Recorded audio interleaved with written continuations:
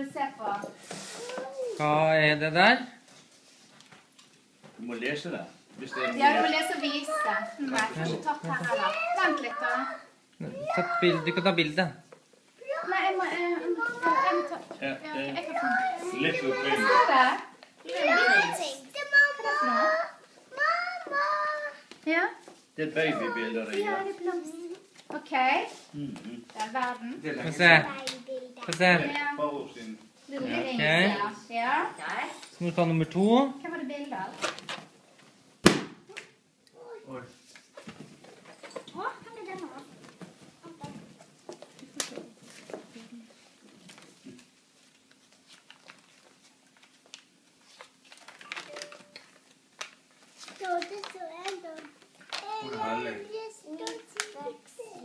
What makes you beautiful?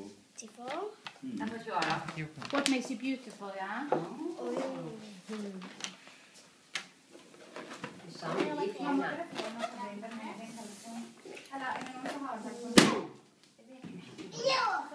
Hei!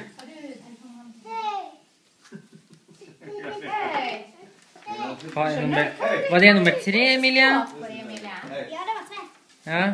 Hva står det her? Kiss you, ja. Ok. Hva er det for noe da? Hva det for noe da? Hæ?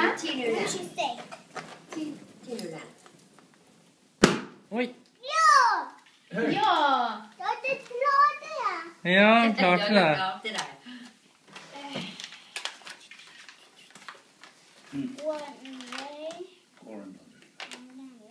Du, men hva er alle de der? Hva står det, Emilie?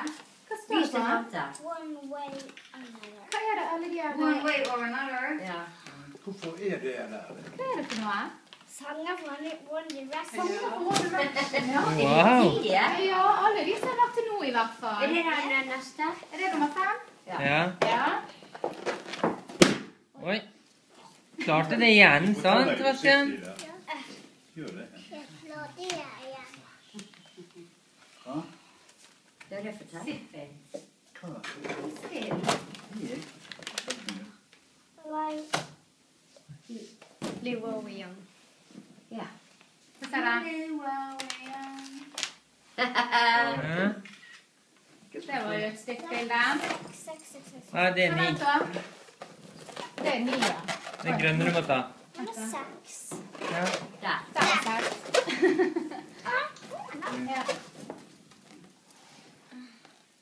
Ja. Wow! Du var ganske flink å strekke. Oi. Skikkelig med tærne nå.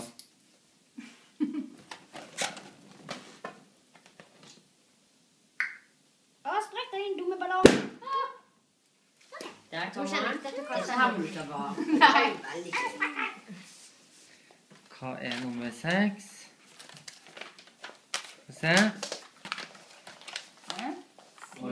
Et fly? Har du fått et fly? Hva er det sammen? Det har ikke jeg hatt til. Ja, er det der en til? We fly away. Det kan hende. Norwegian, Ja. det gjør bra. Ja. Norwegian. Ja! Ja!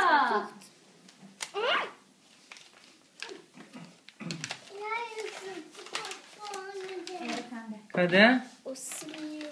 Oslo? Det er kongen, I ja. Oslo. Harald og de. Ja. Harald og de.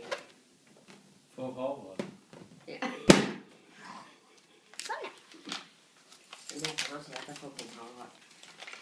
Hva er det da? Konkurs heter han. Få se da. Se. Hva er det for noe? Hva står det der da? Ja, det er litt vanskelig å se. Ja, nesten. Er det nord et eller annet, kanskje? Ja. Telenor. Telenor Arena. Arena. Ja. Siste.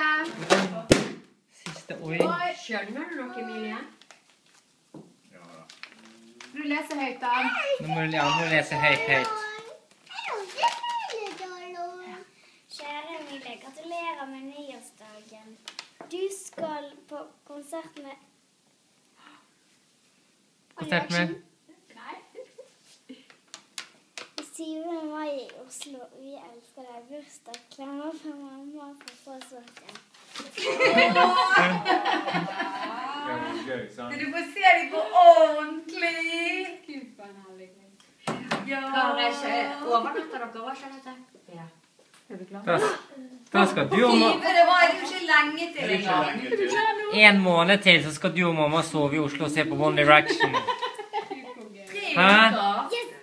Det er 3 uker. Lykke til, Emilie. Ja. Ja, 3 Se uker igjen til. på ordentlig. 3 uker til. Få se hvor glad du er da, vennen. Sant, hun var herlig. Så skal du få se dem helt